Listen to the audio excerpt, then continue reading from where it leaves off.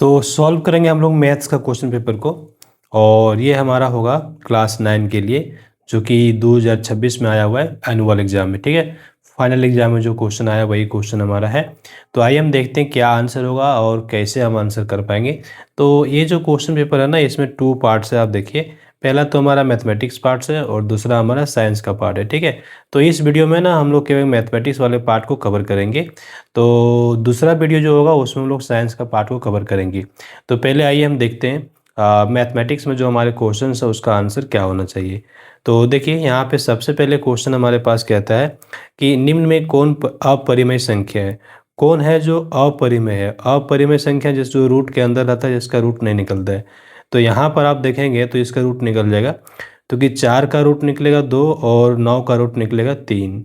तो रूट के बाहर आ गया और ये रूट के बाहर पहले से है। ठीक है, और ये रूट 7 है, ये रूट के बाहर नहीं आएगा और ये रूट के बाहर आ जाएगा, यहाँ पे 9 बनेगा। तो हमारा आंसर क्या होगा? हमारा आंसर सी नंबर का होगा, क्योंकि ये रूट के बाहर नहीं आएगा। अब यहाँ पे पूछा गया है कि ये किसके बराबर है।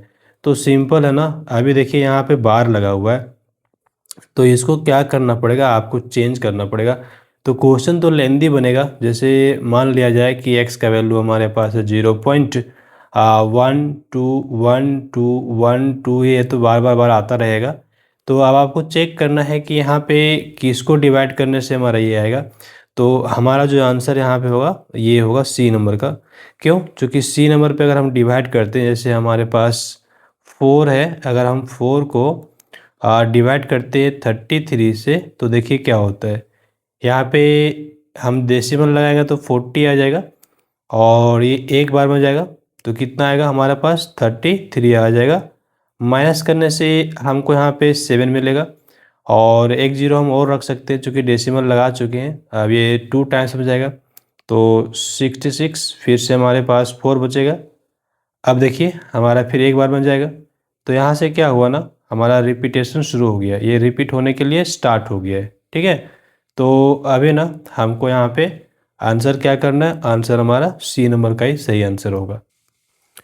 आगे हमारे पास जो क्वेश्चन होगा, क्वेश्चन नंबर 3, यहाँ पे क्या कहता है, ये हम लोगों से पूछ लिया है कि ये किसके बराबर है। तो देखिए, आपको ध्यान रखना है कि रूट और रूट मल्टीप्लाई हो जाता है। तो ये तो 3 आपका है और रूट और रूट मल्टीप्लाई हो गया तो रूट 9 हो गया। अब ये 3 हो गया और रूट 9 का वैल्यू कितना हो गया? 3। तो 3 3 जा कितना हुआ यहाँ पे? 9। 9 आपका कहाँ पे? D number. तो डी नंबर हमारा आंसर हुआ। अगला क्वेश्चन नंबर 4 देखिए, यहाँ पे बोला गया है कि इसका वैल्यू कितना होगा। तो 81 को क्या लिखेंगे ना, 81 को लिखेंगे 3 का पावर 3। ठीक है, 81 को आप अगर प्राइम फैक्टराइजेशन करते हैं तो 3 से चलता है ना, तो 27 3 से चलता है, 9 3 से चलता है, 3। तो अब आप देख लीजिए ये पूरा ख़त्म हो गया। ठीक है, तो अब यहाँ पर क्या है ना, यहाँ पर पहले से पावर में है 3/4 पहले से है। तो ये तो हमारा 4 से यहाँ पे सॉरी गलत हो गया, 3 का पावर 3 नहीं, 3 का पावर 4 होगा ना, 3 का पावर 4 होगा। और यहाँ पे 3 का पावर 3/4 पहले से है, जिसको आप कैंसिल आउट कर लीजिए। तो हमारे पास क्या आ गया? 3 to the power 3।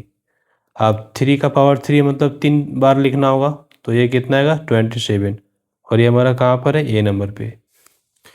Next question देखिए 5 नंबर, निम्न में कौन बहुपद है? कौन बहुपद है ये पूछा है। ठीक है, तो देखिए यहाँ पे आपका जो x है वो डिनोमिनेटर में है, तो ये बहुपद नहीं होगा। यहाँ पर x का पावर क्या है? 1/2, तो ये बहुपद नहीं होगा। पावर कभी भी डिवाइड में यानी कि फ्रैक्शन में नहीं होना चाहिए, भिन्न में नहीं होगा। हाँ, और यहाँ पे जो है ना x रूट के अंदर चला गया, तो ये भी हमारा नहीं होगा। तो हमारा आंसर क्या होगा? बी नंबर का, क्योंकि यहाँ पे जो x है वेरिएबल जो है वो हमारा रूट से बाहर है। और क्वेश्चन नंबर 6 है, अगर हमारा यहाँ पे x का वैल्यू 0 है तो इसका वैल्यू कितना होगा, ये ना पूछा है। तो x की जगह 0 रख दीजिए, तो यहाँ -1 कर लीजिए और 0, और ये +1 कर लीजिए, तो यहाँ -1 होगा, यहाँ 1 होगा, मल्टीप्लाई करने पर -1 आएगा। तो -1 का हमारा आंसर है ए नंबर पे। तो ये नंबर हमारा सही हुआ। और 7 नंबर देखिए, यहाँ पे क्या कहा गया कि अगर ये हमारा 0 है तो इसका वैल्यू कितना होगा। तो ये तो हमारा बिल्कुल फॉर्मूला पे है, आपको पता होगा formula A plus B plus C bracket closed, और यहाँ होता है A square plus B square plus C square, और यहाँ पे minus A B minus B C minus C ए।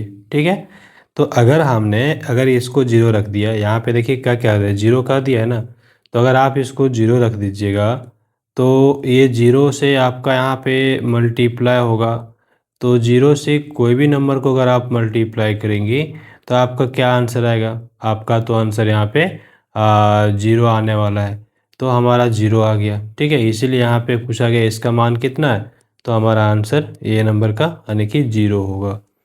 और इसका गुणनखंड करना है तो बड़े आसानी से गुणनखंड कर सकते हैं। देखिए 6x² और माइनस एक्स है ना, तो यहाँ पे 6 टू जा कितना हो गया, 12 हो गया ना, तो 6 टू जा अगर 12 हो गया है तो 12 को 2 पार्ट में बांट लीजिए, तो 12 को अगर आप 2 पार्ट में बांटेंगे तो क्या आ जाएगा, यहाँ पे जो हमारा -12x आएगा, इसको अगर आप 2 पार्ट में बांटेंगे तो क्या आ जाएगा, ये आपका आ जाएगा ना, यहाँ पे आपका क्या आएगा, यहाँ पे हमारा आना चाहिए 12x², तो 3x और -4x में चल जाएगा हमारा। ठीक है, तो 3x यहाँ पे हमने लिख लिया, 3x -4x और माइनस में 2, यहाँ से 3x हमारा कॉमन आ गया, तो यहाँ पे क्या बच गया 2x, -1 यहाँ पे हमारा चला गया, और यहाँ से 2 हमारा कॉमन आ जाएगा, तो ये 2x -1, तो आप देख लीजिए ये हमारा हो गया 3x - 2 और 2x - 1।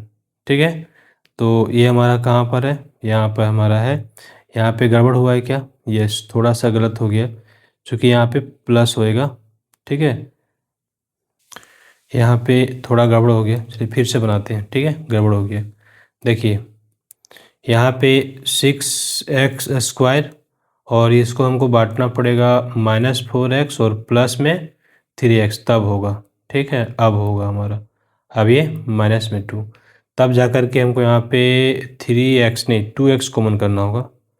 2x अगर कॉमन आता है तो यहाँ पे 3x और यहाँ पे -2, और ये प्लस में हमारे पास यहाँ पे 1 कॉमन हो जाएगा, तो 3x - 2, तो अब हमारे पास क्या बच गया 3x - 2, और यहाँ पे बच गया 2x + 1, तो ये कहाँ पर है ऑप्शन। ठीक है, ये हमारा ऑप्शन है बी नंबर पे। और इसके बाद हमारे पास 9th नंबर क्वेश्चन देखिए, यहाँ पे क्या पूछा गया है, इतना किस पाद में स्थित है, तो चूंकि x हमारा माइनस है और y हमारा प्लस है, तो जब भी हमारा प्लस माइनस प्लस की बात होती है, ठीक है, यानी कि x हमारा माइनस हो और y हमारा प्लस हो, तो ये कहाँ पे होता है, ये हमारा हुआ करता है सेकेंड, ठीक है, द्वितीय में, तो हमारा द्वितीय इसको लेना पड़ेगा, क्योंकि आपको पता है कि हमारा जो कार्टेशियन प्लेन होता है ना, वो हमारा 4 प्लेन, यहाँ पे प्लस प्लस होता है, यहाँ पे माइनस प्लस होता है, यहाँ पे माइनस माइनस होता है, और फिर यहाँ पर हमारा होता है प्लस माइनस। ठीक है, ये आपको पता होगा, तो इसलिए हमारा यहाँ पे द्वितीय आंसर क्या हो गया हमारा द्वितीय। आगे 9th नंबर के बाद 10th नंबर देखिए, यहाँ क्या पूछा है, इस बिंदु की कोटि, तो कोटि का मतलब होता है क्या, वाई कोऑर्डिनेट, कोटि का मतलब क्या होता है वाई कोऑर्डिनेट, तो वाई यहाँ पे क्या है 5 है, 5 कहाँ है बी नंबर पे, तो बी आंसर हो गया। 11 पे क्या है, निम्न में रैखिक समीकरण कौन है, रैखिक समीकरण का मतलब जिसका डिग्री 1 होता है, तो यहाँ पे डिग्री 2 है तो ये तो नहीं होगा, यहाँ पे भी डिग्री 2 होगा, ये भी नहीं होगा, तो यहाँ पे डिग्री हमारा 1 होगा। कैसे देखिए, अगर आप इसको सॉल्व करते हैं तो यहाँ पे आपको मिलता है x², और ये आपका हो गया यहाँ पे माइनस x² मिल गया, और ये माइनस में x, और इसके बाद यहाँ पे प्लस में x, और यहाँ पे माइनस में 1 इक्वल टू x² + x, तो x² से x² ख़त्म हो जाएगा, x ख़त्म हो जाएगा, तो हमारे पास बचेगा क्या, हमारे पास बचेगा x = -1, और ये हो जाएगा x + 1 = 0, तो हमारा आंसर यहाँ पे सी नंबर ही होगा। इसके बाद हमारे पास क्वेश्चन नंबर 12 है, यहाँ पे क्या कहता है y - 2 = 0, तो इससे तुलना करते हैं ए बी सी क्या आएगा। देखिए y-2 है तो हम इसको लिख सकते हैं 0 इंटू एक्स, और यहाँ पे लिख सकते हैं 1 इंटू वाई, और यहाँ पर लिख सकते हैं -2 इक्वल टू 0। तो a इक्वल टू कितना हो गया 0, b इक्वल टू कितना हो गया 1, और c इक्वल टू कितना हो गया -2। तो ये हमारा कहाँ पर है, ये हमारा है ए नंबर पे। तो ये नंबर ही हमारा आंसर सही होगा। आगे क्वेश्चन हमारा है 13। ये समीकरण दिया हुआ है, इसका सॉल्यूशन निकालना है। तो हमारा आंसर यहाँ पे बी नंबर होगा। कैसे देख लीजिए, x हमारा क्या है 0 और y हमारा क्या है 4। तो अगर आप x के जगह है ना LHS में ले लीजिए, LHS में क्या है 2x प्लस 3y है। तो 2 इंटू एक्स के जगह 0 रखिए, और प्लस में 3 इंटू वाई की जगह क्या रखिएगा 4। तो ये तो पूरा 0 हो गया, ये 12 हो गया। तो 0 प्लस 12 क्या हो गया 12। ये देखिए RHS के बराबर हुआ, तो इसीलिए हमारा आंसर यहाँ पे बी नंबर हुआ। क्वेश्चन नंबर 14, यहाँ पे हमको दिया हुआ है, क्या दिया हुआ है x और y दिया हुआ है। तो इतना में k का वैल्यू निकालना है। तो बड़े आसानी से x के जगह हमको कितना रखना है 2, प्लस y की जगह कितना रखना है 1 इक्वल टू वाट k। तो ये हो गया 4 प्लस 3 इक्वल टू k। तो 4 प्लस 3 7 के हो गया। तो 7 एक के इक्वल टू कितना हो गया 7। आसानी से बना लिए। अगला 15 नंबर, यहाँ पे बिंदु की विमाओं की संख्या है। अगर कोई बिंदु है, ठीक है, तो उसकी विमाएँ कोई भी विमाएँ नहीं होते, ना लंबाई होती, ना चौड़ाई होती, ना ऊंचाई होती, इसलिए यहाँ पे विमाओं की संख्या क्या होगा 0 हो जाएगा। इसका संपूरक तो 85 में क्या जोड़े, 85 में क्या जोड़ दे कि हमारा कितना आ जाए 180। तो हमारा आंसर क्या होगा 95। अगर 95 जोड़ देंगे तो हमारा कितना आ जाएगा 180 आ जाएगा। 17 नंबर देखिए, यहाँ पे दे दिया हमारा P और Q। PQ जो है सो BC का पैरेलल है। ये रहा PQ और ये रहा BC के पैरेलल है। तो ये आप देख लीजिए, ये हमारा क्या हो गया ना, एक ट्रांसवर्सल लाइन बन गई, ठीक है। तो अगर ट्रांसवर्सल लाइन बन गया तो ये दोनों ही एंगल का सम कितना होगा 180 होगा। तो यहाँ पे हमारे पास 48 plus x plus 64 equal to 180 हो जाएगा। तो अब यहाँ पे x का वैल्यू कितना आ जाएगा 180 माइनस इसको कितना जोड़ने पर आ रहा है, इसको जोड़ने पर आ रहा है 112। तो 112 माइनस कर लीजिए तो कितना आ गया 68। अब 68 कहाँ आंसर है सी नंबर पे। तो सी नंबर हमारा सही आंसर हो गया। तो पी क्यू आर हमारे पास ट्रायंगल है, तो एक ट्रायंगल हम बना लेते हैं यहाँ पे। मान लीजिए कि ये हमारे पास एक ट्रायंगल हुआ पी क्यू आर, ठीक है। तो यहाँ पे पी क्यू आर एंगल जो क्यू, ये हमारा एंगल है, ये हमारा आर है, ठीक है। ये दोनों क्या है इक्वल है, ऐसा कह दिया है। और पी ये हमारा हो गया पी। अब पी क्यू कितना है 13 सेंटीमीटर, ये हमको बता दिया। और क्यू आर कितना है 15 सेंटीमीटर, ये बता दिया। तब पी आर कितनी है, ठीक है। पी आर कितनी, देखिए जब ये एंगल हमारा बराबर है ना, तो इसका मतलब ये दोनों साइड बराबर होगा। तो हमसे क्या पूछा है पी आर कितना है। तो पी आर हमारा उतना ही होगा जितना हमारा पी क्यू होगा। तो पी क्यू कितना है 13 है ना, तो हमारा पी आर कितना होगा 13 होगा। यहाँ पे ए नंबर ऑप्शन हमारा होगा। आगे क्वेश्चन नंबर 19, यहाँ पे ए बी सी ट्रायंगल दिया हुआ है और ए सी इक्वल टू सी भी है। तो चलिए हम यहाँ पे ले लेते हैं एक ट्रायंगल। हमने यहाँ पे एक ट्रायंगल ले लिया। अब यहाँ पर एंगल ए, तो इसको हम ए मान लेते हैं कितना 50 डिग्री, और ए बी, और यहाँ पे ले लिया सी। ये क्या कहता है कि ए सी मतलब ए वाला इक्वल है किसका बी सी का, मतलब इसका इक्वल है, ठीक है। तो अगर ये दोनों इक्वल है तो इसका मतलब इसके ऑपोजिट एंगल भी इक्वल होगा। तो ये 50 है, तो ये जो एंगल है ये भी हमारा 50 होगा, बी 50 होगा। तो हमसे क्या पूछ लिया है सी पूछ लिया है। तो दोनों का सम, इसको और इसको ऐड कर लीजिए, कितना आ गया 100। तो ये कितना बच जाएगा, ये बच जाएगा 80 डिग्री, ठीक है। तो हमारा आंसर यहाँ पे सी नंबर में 80 डिग्री होगा। क्वेश्चन नंबर 20 है, और यहाँ हमारे पास आकृति दिया हुआ है, ठीक है। ये आकृति कहता है ये जो ट्रायंगल है ये सर्वांग समता के कौन से नियम का उपयोग हुआ है। तो ध्यान दीजिए, यहाँ पे ये हो गया पहला साइड, ये हो गया हमारा दूसरा साइड, ठीक है। और यहाँ पे एक एंगल और ये साइड कॉमन हो गया। तो सिंपल है, S A S, S A S कहाँ पर है, ए नंबर हो गया। और इसके बाद 21 नंबर देखिए, यहाँ पे क्या कहता है, निम्न कोण त्रिभुजों की सर्वांग समता की कसौटी नहीं है। यहाँ बोल दिया है नहीं है, ध्यान रखिएगा। तो नहीं है तो हमारा आंसर डी नंबर है, बाकी सब के सब है, ठीक है। एस एस ए नहीं होता है कसौटी।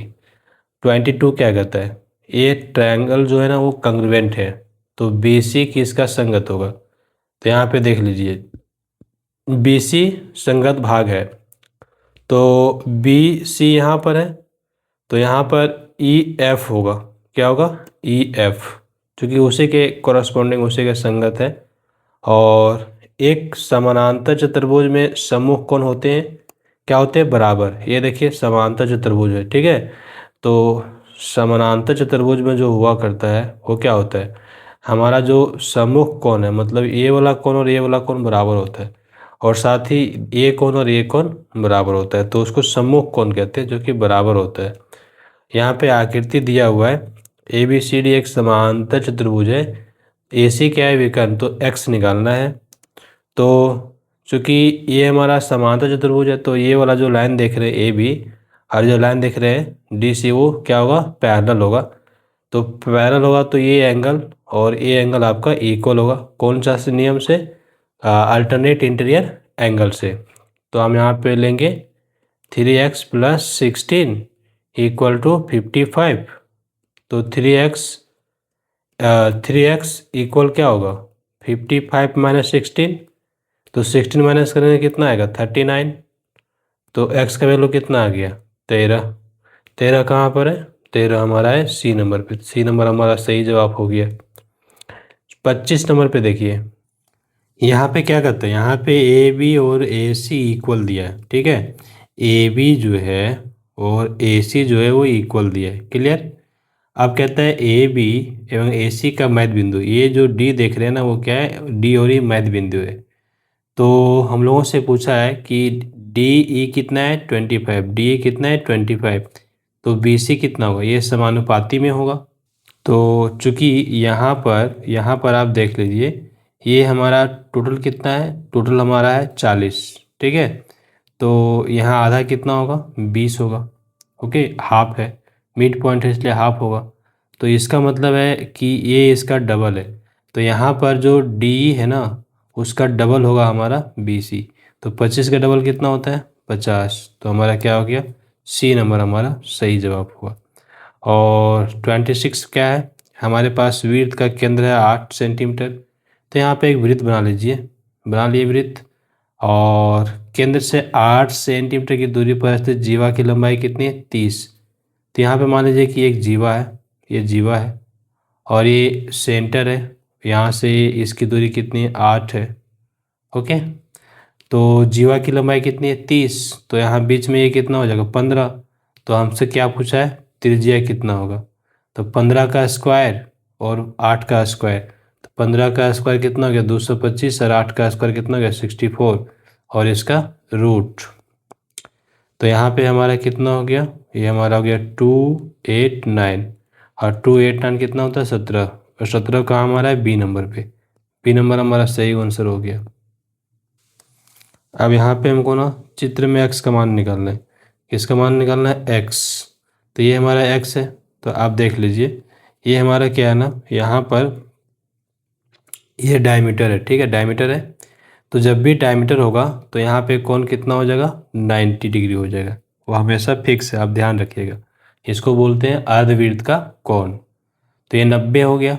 अब आगे देखिए, ये हमारा क्या है ना, ये हमारा है चक्रीय चतुर्भुज, ठीक है। तो यहाँ हमारा चतुर्भुज जो है ना, ये चारों कोण कहाँ पर है, चारों कोण वृत्त पर है, ठीक है। तो अभी ना ये 140 है और ये दोनों का जोड़ के 180 होना चाहिए। तो ये 140 यहाँ पे दिख रहा है, तो इसका मतलब यहाँ पे 40 होगा।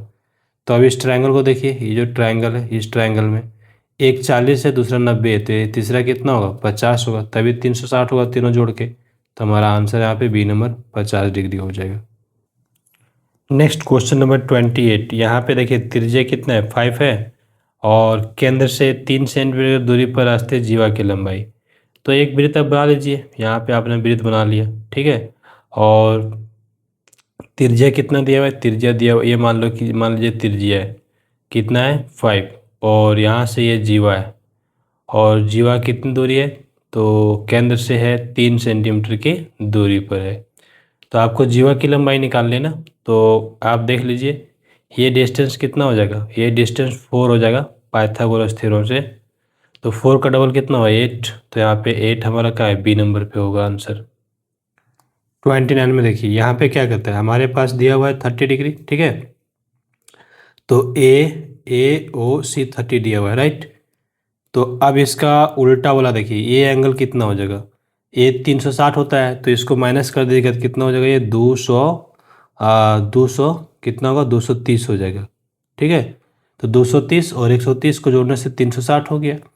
तो 360 हो गया, तो 230 का ये हाफ होगा, 230 का हाफ कितना होगा, 115 डिग्री। तो 115 डिग्री कहाँ पर है, सी नंबर पर है। अगला हमारा आता है क्वेश्चन नंबर 30। क्या कहता है, 2 सेंटीमीटर भुजा वाले समबाहु त्रिभुज का क्षेत्रफल। समबाहु त्रिभुज का क्षेत्रफल क्या होता है, √3/4 और गुना में भुजा का स्क्वायर। तो √3/4 लिखिए, और भुजा कितना है, 2, इसका स्क्वायर कर लीजिए। तो ये √3/4 है, यहाँ पे 2 का स्क्वायर कितना हो गया, 4। तो ये 4 से 4 कट गया, कितना आया, √3। √3 हमारा ए नंबर पे है, तो ए नंबर हमारा आंसर होगा। अगला हमारे पास 31 नंबर है, 5, 12, 13 भुजा वाले त्रिभुज का क्षेत्रफल। तो 5, 12, 13 है, तो ये हमारा क्या होगा, ये राइट एंगल ट्रायंगल होगा। तो राइट एंगल ट्रायंगल होगा, तो सबसे बड़ा भुजा आपका यहाँ पे 13 होगा। तो एक होगा 12 और एक होगा 5। तो त्रिभुज का क्षेत्रफल क्या होता है, हाफ इंटू, है ना, हाफ इंटू आधार, हाफ गुने आधार गुने ऊंचाई। तो हाफ गुने आधार कितना है, 5, ऊंचाई कितना है, 12। 2 से काट लीजिए, 6 पंच 30, 30 कहाँ पर है, सी नंबर हमारा आंसर हो जाएगा। आगे यहाँ पे हमारे पास है 8 त्रिज्या वाले अर्धगोले का कुल पृष्ठ क्षेत्रफल। तो अर्धगोला का कुल पृष्ठ क्षेत्रफल होता है 3πr²। तो हमारा आंसर बी नंबर हुआ। अब आगे हमारा है 33। यहाँ पे हमारे पास क्या आता है, एक शंकु का व्यास कितना है, 14, ऊंचाई कितना है, 10। तो वक्र पृष्ठ क्षेत्रफल क्या होता है, πr/l होता है। तो पाई का वैल्यू कितना, 22/7। यहाँ पे व्यास कितना है, 14। तो त्रिज्या कितना होगा, उसका आधा यानी कि 7। एल मतलब तिरछी ऊंचाई 10। ये 7 से 7 कट गया, 10 और 22 को गुना किए तो 220 कहाँ पर है, बी नंबर पे।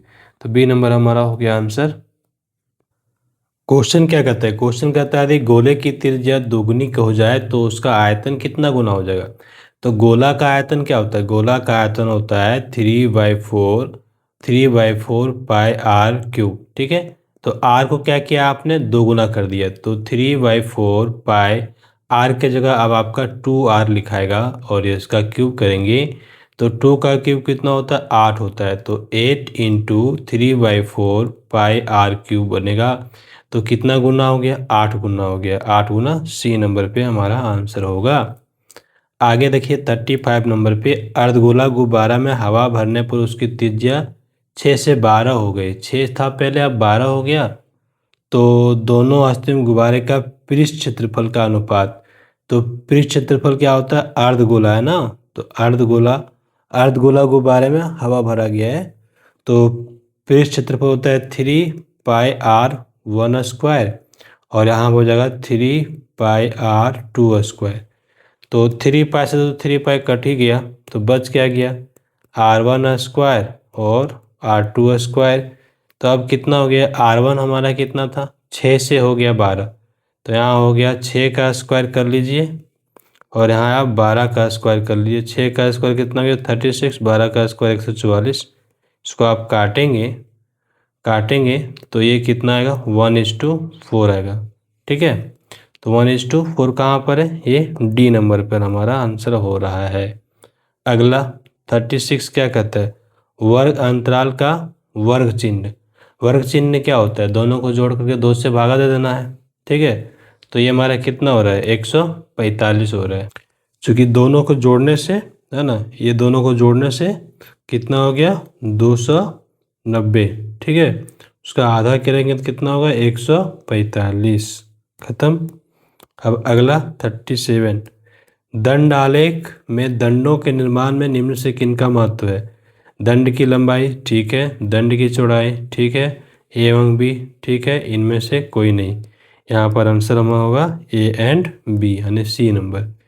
अब हमारे पास है 34, आयत चित्र खींचने के लिए वर्ग अंतराल कैसा होना चाहिए। तो अति व्यापी होना चाहिए, यानी कि ओवरलैपिंग होना चाहिए। आयत चित्र में आयतों की चौड़ाई क्या दर्शाती है, वर्ग चिन्ह, बारंबारता, वर्ग अंतराल, क्या दर्शाती है वर्ग अंतराल। वो तो याद रखना था। आगे हमारे पास है 40 नंबर, बारंबारता बहुभुज बनाने के लिए आयत चित्र के किस बिंदु को मिलाया जाता है। तो आयत चित्र के ऊपरी मध्य बिंदु को मिलाया जाता है। तो हम लोगों ने यहाँ पे क्या किया, हम लोगों ने यहाँ पे ये 40 क्वेश्चन जो मैथ्स का था पूरा कंप्लीट कर लिया। तो अभी वीडियो को आपको लाइक करना है और चैनल को सब्सक्राइब करना है, वीडियो को दूसरे के साथ शेयर भी कर देना है। तो चलिए इतना काम आप कर लीजिए, तब तक हम फिर दूसरे वीडियो को लेके आते हैं। अब इसका सेकंड पार्ट जो होगा साइंस का होगा, साइंस पे हम वीडियो बनाएंगे, ठीक है। चलिए तो आज यहीं पे ख़त्म कर देते हैं।